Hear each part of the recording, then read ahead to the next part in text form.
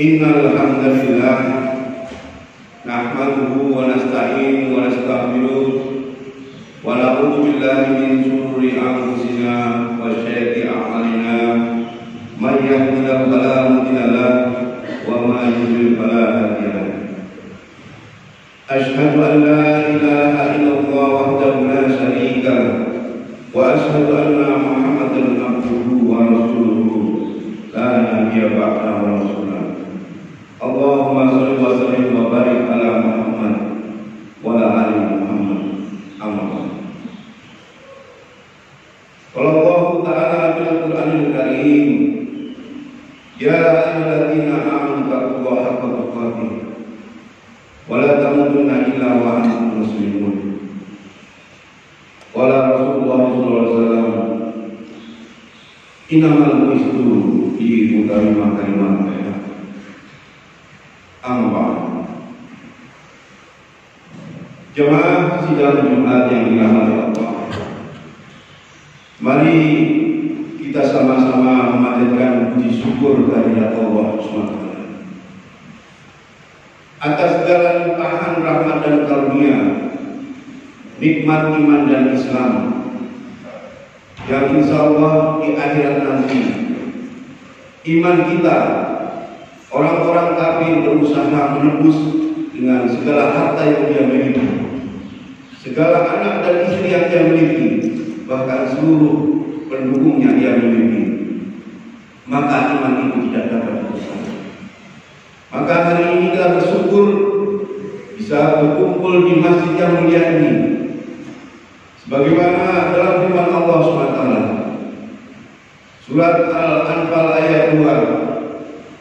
Innamal mu'minuna alladzina idza dzukirallaha wajilat qulubuhum wa idza tuliyat 'alaihim ayatuhu zadatuhum imanan wa 'ala rabbihim yatawakkalun. Sesungguhnya orang-orang yang beriman apabila disebut nama Allah bergetar hatinya, mendengar suara azan bergetar hatinya menuju ke masjid rumah Allah. Maka banyak orang yang lebih kuat dari kita, lebih hebat dari kita, tapi masih berat untuk melangkahkan masjid. Maka nikmat inilah yang harus kita syukuri. Mudah-mudahan dengan nikmat iman ini akan mengantarkan kita ke surga Allah. Amin amin ya rabbal alamin. Salawat dan salam mari kita sampaikan pada Rasulullah SAW. Beliaulah yang telah berjuang dengan penuh pengorbanan sehingga agama ini tersebar ke seluruh penjuru bumi ini. Jamaah sidang Jumat yang dirahmati Allah, dalam sebuah hadis yang disampaikan tadi, Rasulullah menyampaikan bahwa tidaklah aku diutus kecuali untuk memperbaiki akhlak. Innamal mu'izzu li mutamimah kalimat. Dua permasalahan besar yang seringkali diseminarkan bahkan dikompreskan oleh Majelis Ulama Indonesia, yaitu kesenjangan ekonomi konvensional dengan ekonomi syariah. Yang kedua adalah masalah degradasi akhlak. Keduanya saling berkaitan. Bagaimana saat ini sebagian penduduk muslim, sebagian penduduk yang miskin adalah muslim. Bahkan survei terakhir ada 9 juta anak balita dalam keadaan stunting. Jamaah sidang Jumat yang dirahmati Allah, Islam sangat sempurna, sangat tinggi kedudukannya, lebih hebat, lebih tinggi dari negara. Bahkan Islam pernah diakui, pernah mengatur 2/3 dunia ini. Nah, kalau ditelusuri bagaimana umat Islam setiap hari kita mendapatkan pencerahan ayat-ayat Quran di saat kita sholat berjamaah di masjid, terutama sholat-sholat yang jahar, maka seharusnya iman seorang muslim semakin hari semakin meningkat. Dengan iman itu semestinya negeri ini menjadi berkah dan berlimpah tanpa ada masalah, sebagaimana pernah terjadi di zaman Umar bin Abdul Aziz, di zaman Rasulullah SAW. Maka jika dikerucutkan, sahabat Rasulullah SAW pernah bertanya kepada Ibunda Siti Aisyah radhiyallahu anha, bagaimana akhlak Rasulullah SAW? Maka Ibunda menjawab, apakah kamu tidak membaca Al-Quran? Akhlak Rasulullah adalah Al-Quran. Maka dalam Al-Quran sendiri ada 89 ayat perintah kepada orang-orang beriman, dan di antaranya ada 30 ayat tentang pentingnya umat Islam memperhatikan makanan halal thayyibah. Dalam surat Abasa, a'udzubillahi minasyaitonir rajim, bal yanzurul insanu ila ta'ami, hendaklah manusia ini memperhatikan makanannya. Begitu juga dalam surat Al-Baqarah ayat 168, ya ayyuhan nas kulu bil ardi halalan thayyibah wa la tattabi'u khutuwatis syaitan innahu lakum aduwwun mubin. Wahai manusia, makanlah apa yang ada di bumi ini yang halal dan thayyib. Janganlah kamu mengikuti langkah-langkah syaitan. Sesungguhnya syaitan itu adalah musuh yang nyata bagimu. Hadirin sekalian Jumat yang dirahmati Allah, hari ini teknologi semakin canggih, campur tangan manusia semakin banyak, perdagangan bebas semakin liar, maka semestinya umat Islam menjadi solusi. Kami yang bergerak fokus di dakwah gerakan masyarakat peduli hal ini, fokus karena ada hubungan antara ekonomi dan akhlak, bahkan ada hubungan makanan dengan perilaku manusia. Hari ini yang kita tahu, jumlah auditor halal yang ada di LPPOM ini sekitar 2.100 orang. Sedangkan jumlah perusahaan minuman yang harus disertifikasi halal ada 3,5 juta. Sehingga antara jumlah yang harus diperiksa, yang harus dikontrol kualitas halal thayyibahnya masih tidak seimbang. Butuh 25.000 auditor untuk meyakinkan bahwa makanan itu halal thayyibah. Namun bagaimana solusinya? Ketika kita tidak bisa mengandalkan pemerintah, ketika kita tidak bisa mengandalkan lembaga yang ada, ujungnya karena permasalahan ekonomi, tidak mampu membiayai, menggaji auditor halal, tidak mampu membiayai operasional bagaimana pemeriksaan ini. Maka hadirin yang mulia, dengan khutbah ini mudah-mudahan jamaah sekalian bisa menjadi bagian solusi bagaimana agar permasalahan ini mampu diatasi oleh kaum muslimin. Jika kita menemukan dalam surat Al-Baqarah 172, perintah itu lebih mengerucut. Kalau tadi adalah ya ayyuhan nas, kepada semua manusia, sebenarnya siapapun dia, muslim atau tidak, itu diperintahkan untuk makan yang halal thayyibah. Tetapi ketika diperintahkan kepada ya ayyuhalladzina amanu kulu min thayyibati ma razaqnakum wazkur billahi in kuntum iyyahu ta'budun. Hai orang-orang beriman, makanlah di antara rezeki yang baik-baik yang kami berikan kepadamu, dan bersyukurlah kepada Allah jika benar-benar kepadanya kamu menyembah. Maka di ayat ini tidak ada lagi kata halal. Bagi orang-orang yang beriman semestinya urusan halal sudah selesai. Tapi lebih memperhatikan bagaimana tauhidnya. Maka hari ini kami sampaikan ada 9 dampak makanan dan harta haram. 5 dampak langsung dan 4 dampak tidak langsung. Yang pertama, dampaknya adalah tidak diterima amalan kita. Rasulullah SAW bersabda, ketahuilah bahwa suapan haram jika masuk ke dalam perut salah satu dari kalian, maka amalannya tidak diterima selama 40 hari. Hadis riwayat Tabrani. Ini patut kita renungkan bagaimana doa kita, ibadah kita, apakah diterima oleh Allah SWT.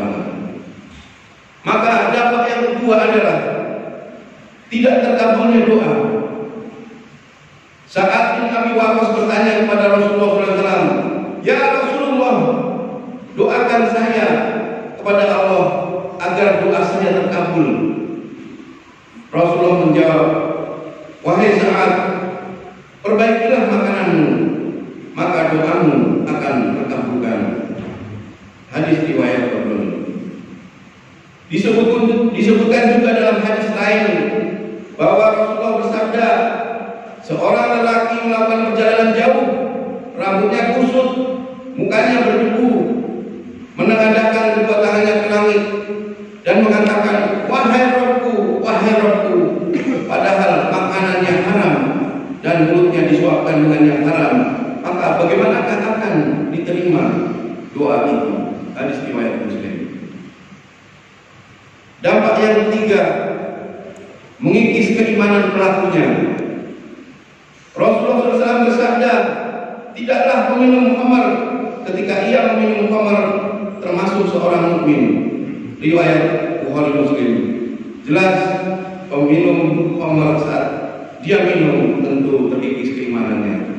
Namun yang harus diperhatikan, jangan sampai makanan kita juga terkontaminasi walaupun dengan setetes khamar. Dampak yang keempat, mencampakkan pelakunya di neraka. Rasulullah SAW bersabda, tidaklah tumbuh daging makanan haram kecuali neraka lebih utama untuknya. Hadis riwayat At-Tirmizi. Yang kelima, mengeraskan hati. Imam Ahmad rahimahullah pernah ditanya, apa yang harus dilakukan agar hati mudah menerima kebenaran?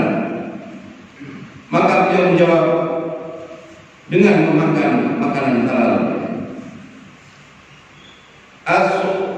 As-Sustari, seorang mufasir, juga pernah mengatakan, barang siapa ingin disikapkan tentang tanda-tanda orang-orang yang jujur, sidikun, hendaknya tidak makan kecuali yang halal dan mengamalkan sunnah. Terdapat dalam Risalah Al-Mustarisidin halaman 216. Kemudian 4 dampak yang tidak langsung. Haji dari harta haram tertolak. Rasulullah SAW bersabda, jika seorang keluar untuk melakukan haji dengan nafkah haram, kemudian dia mengendarai tunggangan dan mengatakan labbaik Allahumma labbaik, maka yang berada di langit menyeru, tidak labbaik, dan kau tidak memperoleh kebahagiaan. Bekalmu haram, kendaraanmu haram, dan hajimu haram, mendatangkan dosa dan tidak diterima. Riwayat At-Tabrani. Yang ketujuh, Rasulullah SAW bersabda, barang siapa yang mengumpulkan harta haram kemudian menyedekahkannya, maka tidak ada pahala dan dosanya untuknya. Riwayat Ibnu Uzaimah. Yang kedelapan, sholatnya tidak diterima. Dalam kitab Sakbul Imam disebutkan, barang siapa yang membeli pakaian dengan harga 10 dirham, 1 dirham di antara uang haram, maka Allah tidak akan menerima sholatnya selama pakaian itu dikenakan. Hadis riwayat Ahmad. Yang terakhir, silaturahminya sia-sia. Rasulullah SAW bersabda, barang siapa mendapatkan harta dari dosa, lalu dengannya ia bersilaturahmi, menyambung persaudaraan atau bersedekah, atau membelanjakan infak di jalan Allah, maka Allah menghimpun seluruhnya itu, kemudian ia melemparkannya ke dalam neraka. Lalu Rasulullah bersabda, sebaik-baik agamamu adalah al-wara', berhati-hati. Riwayat Abu Daud. Semoga kita terhindar dari makanan dan harta yang subhat dan haram.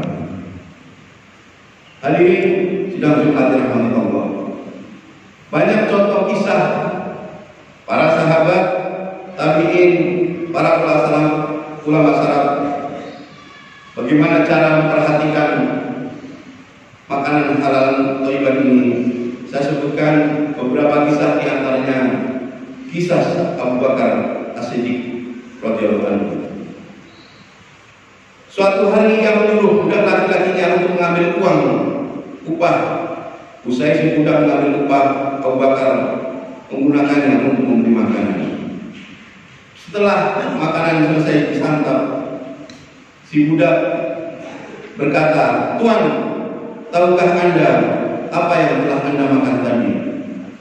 Abu Bakar menjawab, maksudnya si budak mengatakan, "Di masa jahiliyah saya telah melakukan ramalan untuk seseorang dengan cara menipu. Kemudian ia datang kembali dengan memberi sesuatu, yakni barang yang telah Anda makan." Mendengar ucapan si budak, Abu Bakar segera saja memasukkan jarinya ke kerongkongan. Tak ayal beliau pun memuntahkan segala isi perutnya. Selanjutnya Abu Bakar berkata, "Celakalah engkau, hampir saja engkau mencelakakanku. Aku takut kalau dagingmu tumbuh dengan harta haram ini. Bagaimana bisa aku melakukan hal itu, sedangkan aku telah mendengarkan Rasulullah bersabda, sesungguhnya daging yang tidak akan tumbuh dari harta haram kecuali neraka lebih utama untuknya." Al-Bukhari dalam bab Al-Manaqib. Banyak kisah para sahabat dan para ulama terdahulu, kebun yang tidak dikeluarkan zakatnya saja tidak mau makan. Begitulah hati-hatinya para ulama itu, sehingga mereka pantas dijuluki menjadi generasi umat yang terbaik. Lalu bagaimana dengan kita? Apakah kita sudah memperhatikan? Apakah Islam sudah memiliki sistem yang halal thayyibah, dari transaksi keuangannya, dari produksinya, dari pemasarannya, sampai dengan siap saji? Hampir semuanya masih dikelola oleh orang lain. Hari ini negara kita masih menjadi negara keempat mengimpor bahan pangan. Sebagian besar makanan kita masih diimpor oleh luar negeri. Masih membutuhkan makanan yang berasal dari tidak jelas sumbernya. Maka oleh karena itu kami menghimbau kaum muslimin, jika ingin generasi kita kuat, jika ingin doa kita mustajab, mari perhatikan makanan kita. Dari harta kita yang kita dapatkan, dari makanan yang kita dapatkan, semoga terhindar dari makanan yang subhat dan haram. Barakallahu wa lakum bil Qur'anil azim wa nafa'ani wa iyyakum bima fihi minal ayati wa dzikril hakim. Barakallahu lana wa minkum ila wa innahu huwa ghafurur rahim.